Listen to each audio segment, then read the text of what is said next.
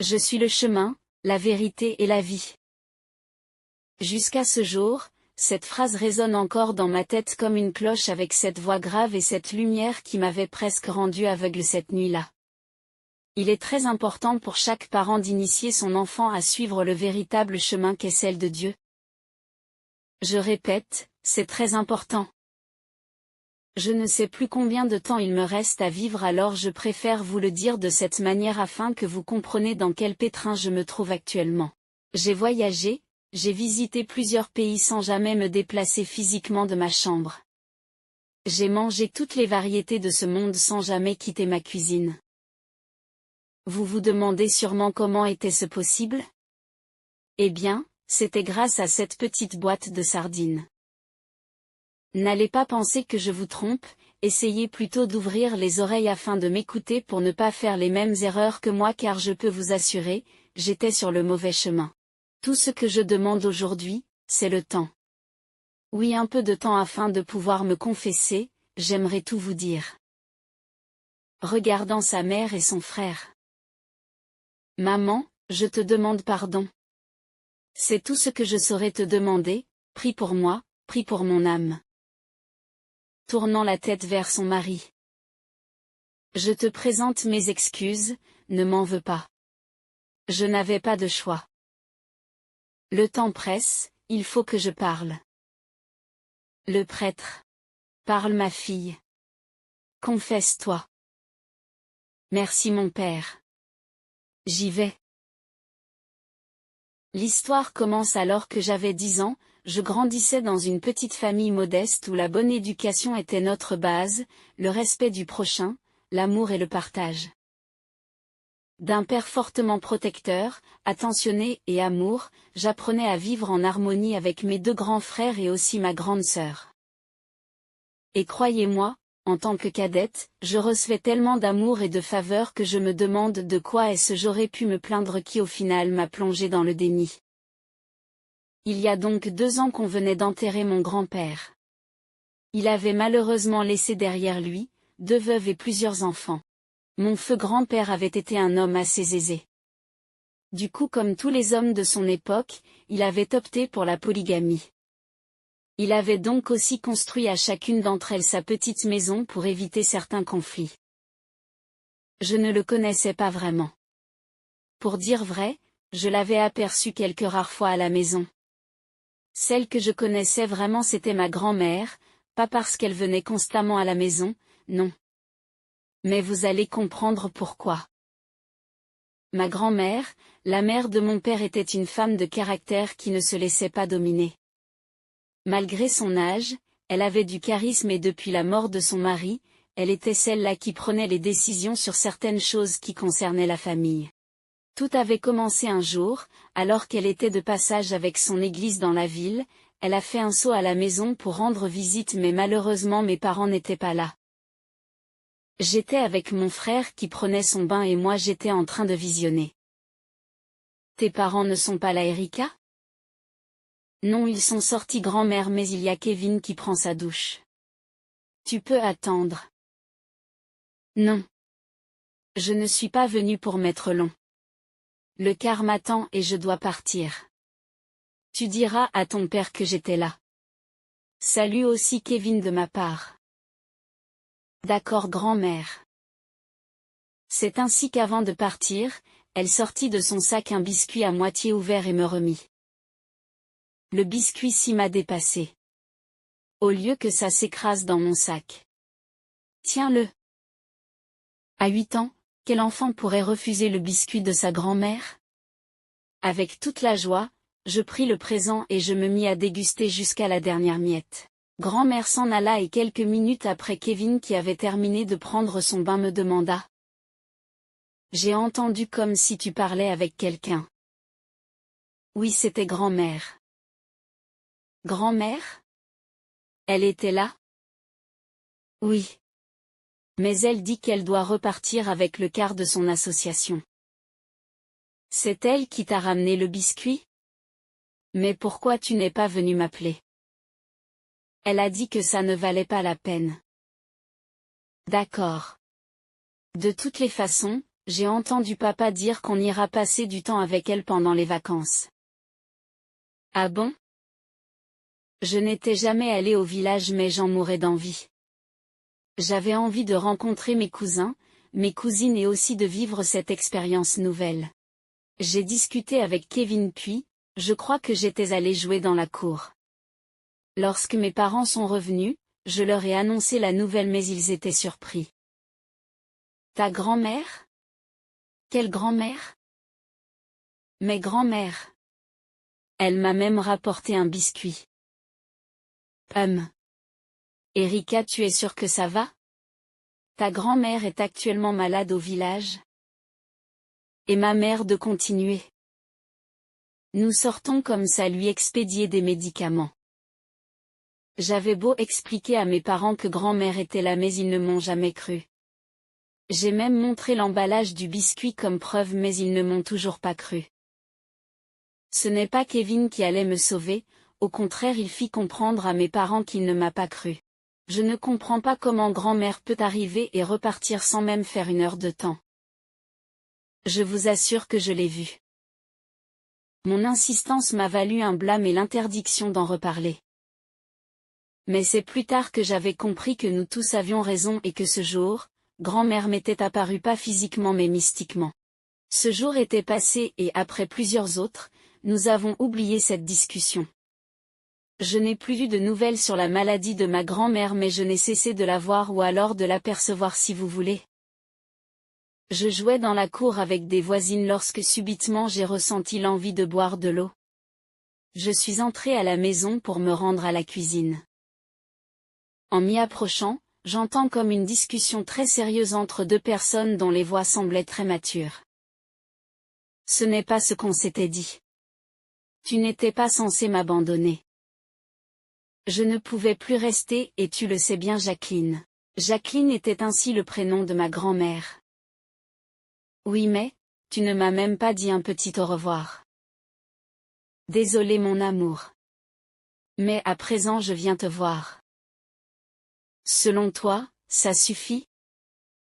Dis-moi pourquoi tu m'amènes chez Ferdinand.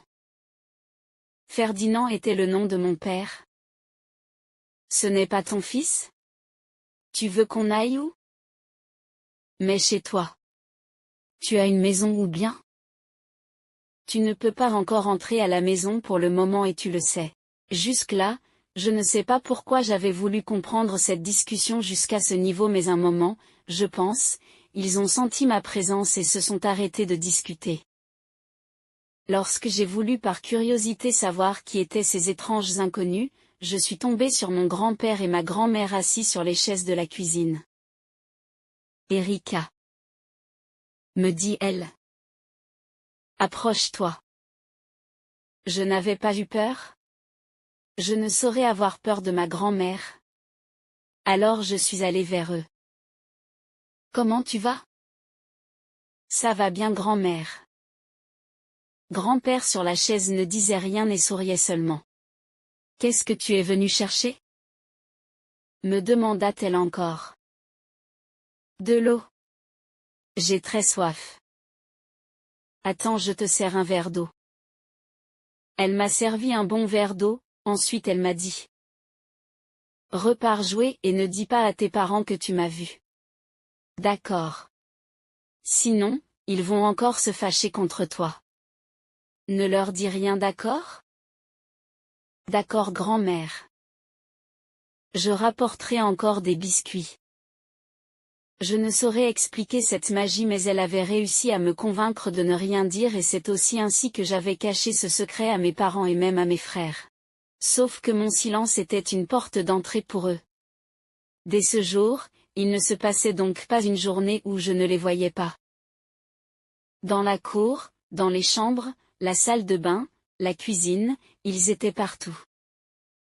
C'était tellement récurrent que ma grand-mère a fini par commencer à venir dormir avec moi.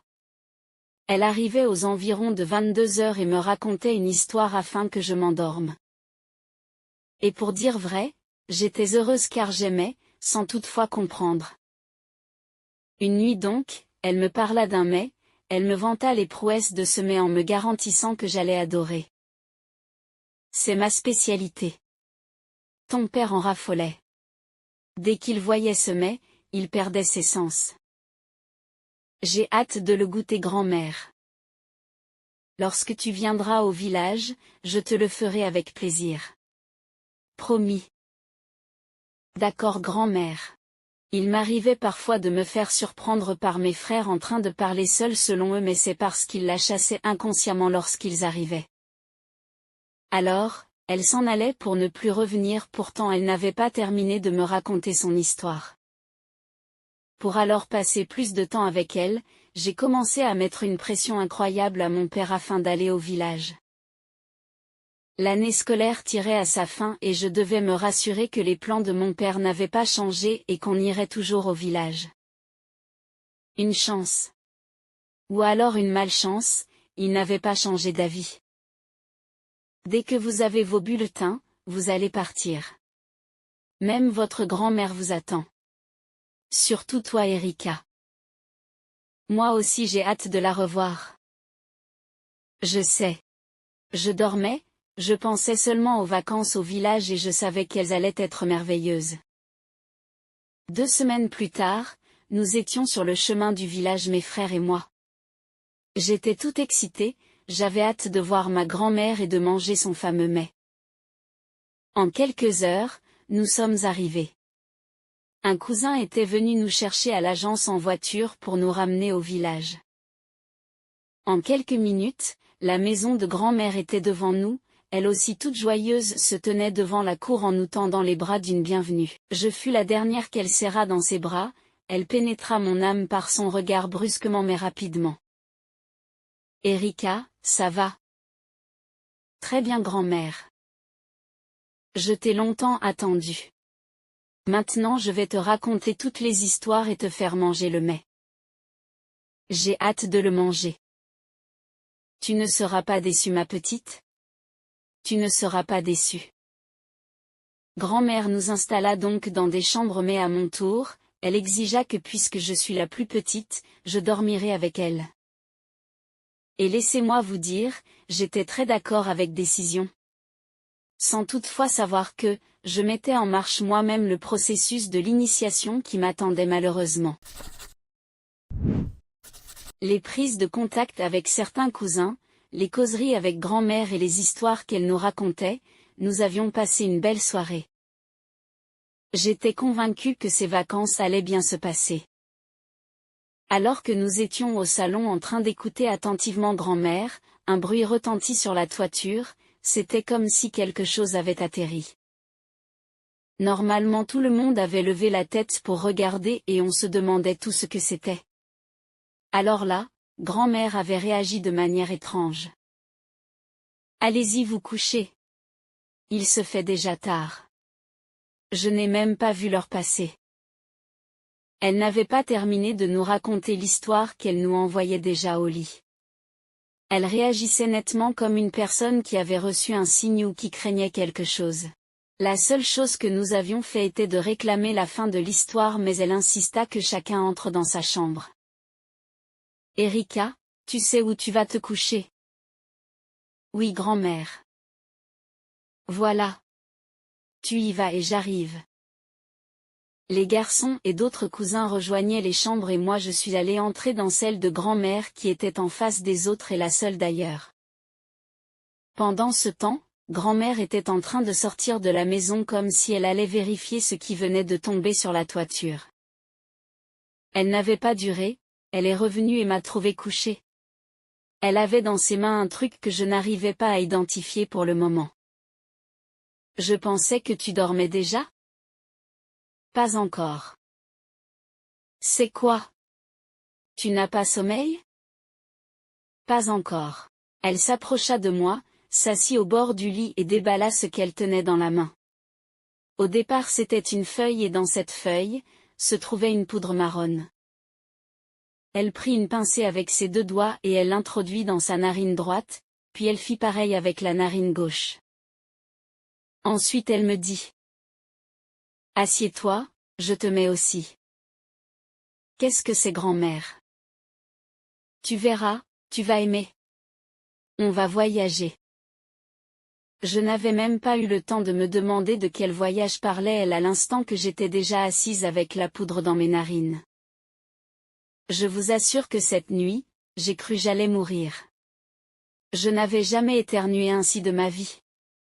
J'éternuais comme si ma vie en dépendait, mes yeux sont devenus rouges, j'ai cru à un moment qu'ils allaient tomber de mes orbites, mon nez qui me faisait déjà mal pendant qu'elle ne faisait que me dire que ça ira. Éternue. Ça va aller. C'est pour ton bien. Je me demandais de quel bien est ce qu'elle parlait quand j'avais mal. Je ne sais à quel moment je me suis endormie mais le lendemain matin, je ne ressentais plus rien et c'était comme si je n'avais jamais éternué ou souffert cette nuit. J'avais juste ce souvenir.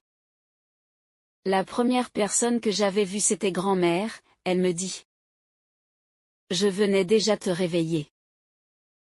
Bonjour grand-mère. Bonjour mon bébé. Ça va mieux? Oui. Accompagne-moi alors quelque part. Où ça? En demandant où ça, j'étais déjà descendue du lit, je fouillais ma brosse à dents dans mes affaires et un gant de toilette pour prendre un bain. On ira rendre visite à une de tes grand-mères là. On ira avec Kevin? Non. On ira juste toutes les deux. Kevin lui il est avec les hommes. D'accord. J'ai fait ma toilette puis je l'ai retrouvée ensuite nous avons pris la route. C'était presque dans le village voisin, nous avions marché et pendant qu'on avançait, j'avais l'impression de voir grand-mère autrement. Son visage ressemblait à celui d'un cheval avec une longue gueule et ses pieds avaient des sabots sauf que je n'arrivais pas à poser la question. Je ne saurais même vous expliquer ce qui me faisait rester calme. Mais j'étais sûre de ce que je voyais. Lorsque nous sommes arrivés chez sa soi-disant sœur, nous sommes entrés et déjà depuis l'extérieur, il y avait une très bonne odeur de nourriture. Une fois à l'intérieur, se trouvait une marmite posée sur du feu de bois en train de cuire. Ma sœur, tu es déjà là? Je t'ai dit que je serais là très tôt. Oui. C'est l'enfant ici? Bonjour Erika, comment tu vas? Ça va grand-mère. Comme tous les enfants bien éduqués, j'avais aussi appelé cette femme grand-mère et elle m'a répondu. C'est déjà presque cuit. Tu lui as donné la prise hier nuit. Je tiens à vous rappeler que cette conversation se déroulait en dialecte et à mon âge à cette époque je ne comprenais que dalle. Oui, ça a bien agi. Il fallait voir comment ça s'agitait dans son ventre toute la nuit. C'est que c'est bien. C'est là. Oui. Grand-mère me demanda de m'asseoir. Pendant que j'étais donc assise, il y a des personnes qui ont commencé à rentrer dans la maison. Des personnes âgées ainsi que quelques jeunes. Des sorciers. Puis on enleva la marmite du feu et on la plaça au centre de la maison, je ne m'étais même pas rendu compte que nous avions déjà formé un cercle. On ouvrit la marmite et à l'intérieur, il y avait un mets dans des feuilles. Ils détachèrent les feuilles et on me dit. Serre-toi. J'ai regardé ma grand-mère qui m'a encouragée car j'aurais voulu lui dire que papa ou alors maman nous interdisait de manger dehors. Mais puisque j'étais avec grand-mère, on m'a remis un plat et j'ai pris une petite quantité d'abord. Le but était juste de manger d'ailleurs. Ils étaient en train de m'observer, ils ont attendu que je mange puis ils se sont servis à leur tour. Je ne le savais pas encore, mais c'est ce jour que j'avais terminé mon initiation à la sorcellerie. Au départ lorsque nous sommes arrivés dans cette maison ma grand-mère et moi, j'étais très mal à l'aise malgré le fait qu'elle me rassurait.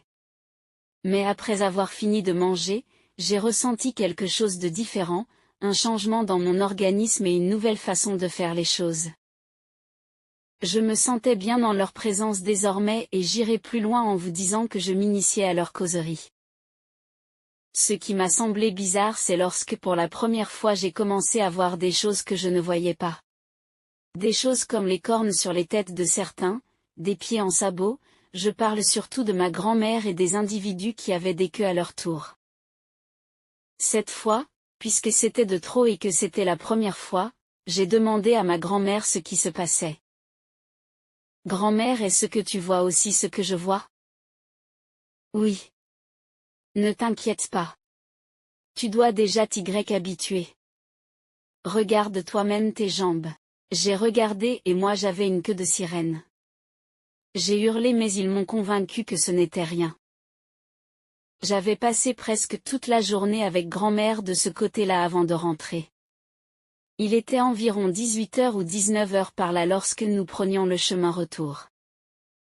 Nous traversâmes donc des bosquets mais ce que j'apercevais était au-dessus de mes attentes. Dans le ciel, je voyais des objets volants, des animaux dont on n'imaginait plus l'existence qui traversaient et perçaient les nuages. On aurait dit des oiseaux.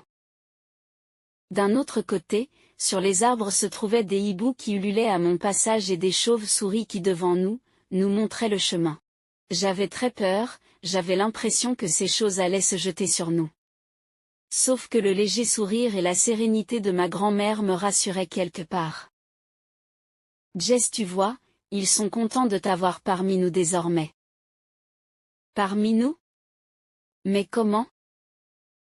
À partir d'aujourd'hui tu es une sorcière. Dès ce soir, tu n'auras plus la vie que tu avais avant. Peut-être je comprenais ou alors peut-être pas mais une chose est sûre, j'allais comprendre. Nous avons marché jusqu'à la maison alors que tout le monde était déjà rassemblé pour un repas de famille. Ma grand-mère m'a demandé si j'avais faim, je lui ai dit oui. Puisque ça faisait tout de même un moment que j'avais dégusté ce délicieux mets en compagnie de mes futurs amis. D'accord. Mais ne mange pas beaucoup parce que tu vas encore manger cette nuit. Me souffla-t-elle. Avoue que je n'avais pas compris et je me disais que c'était une façon de me faire comprendre que j'aurais encore sûrement faim cette nuit, or c'était loin de ce que j'imaginais. Ni moi j'avais écouté ces consignes, peut-être aussi parce que le plat en question n'avait pas de goût selon moi. Je ne trouvais pas fameux, pourtant c'était l'un des plats que j'affectionnais bien. Où étiez-vous avec grand-mère? En balade, pourquoi? Vous avez tellement mis long. Elle me présentait à ses amis. Ses amis? Grand-mère a des amis? Pourquoi pas? On se dit dans le village que c'est la femme la plus solitaire d'ici. Et tous ces gens qui étaient avec nous aujourd'hui? Bah. J'ai ressenti une fatigue lorsqu'il était 22h, je suis allée me coucher pour dormir mais le sommeil ne venait pas et j'ai commencé à avoir des picotements dans tout mon corps. Ma langue a commencé à réclamer le goût de quelque chose d'étrange. Je me suis bizarrement senti mal, jusqu'à ce que grand-mère arrive dans la chambre. Tu es déjà couché? Oui. Mais je me sens mal. Elle regarda l'heure sur sa montre qui était accrochée au mur et elle me répondit. Ne t'inquiète pas, ça va aller d'un moment à l'autre. Surtout lorsqu'on sera hors d'ici. Je n'avais pas répondu, ne sachant d'ailleurs quoi dire. Quelques instants plus tard, j'ai entendu le même bruit qui s'était produit sur la toiture à la veille mais il était plutôt filtré cette fois. J'avais l'impression que c'était le bruit d'un engin qui se garait. Et là, grand-mère me dit. Erika, assieds-toi près de moi. Tu veux me dire quelque chose, grand-mère? Assieds-toi, on va en balade. Je me suis assise et elle me dit. Dépose ta main sur mon dos. Je t'appelle que son dos était nu. J'ai déposé ma main et elle a fait quelque chose là qui, sans que je ne comprenne quelque chose, nous a propulsés à l'extérieur. En une fraction de seconde, je n'avais pas compris comment nous nous sommes retrouvés à l'extérieur, sur la toiture et surtout minuscules comme des poux. Grand-mère? Suis-moi. Nous avancions lorsque j'apercevais sur la toiture, une boîte de conserve qui avait l'air d'un avion. La toiture était la piste d'atterrissage du village puisque nous n'étions pas les seuls à arriver. Les gens venaient et arrivaient des quatre coins du village pour prendre part au voyage. Je reconnaissais les personnes avec qui nous avions mangé en journée et certains nouveaux visages. Et là, Alors que j'avais la bouche ouverte car surprise par ce que je voyais, grand-mère me dit. Allons-y et prépare-toi pour ton premier voyage de nuit, jeune sorcière.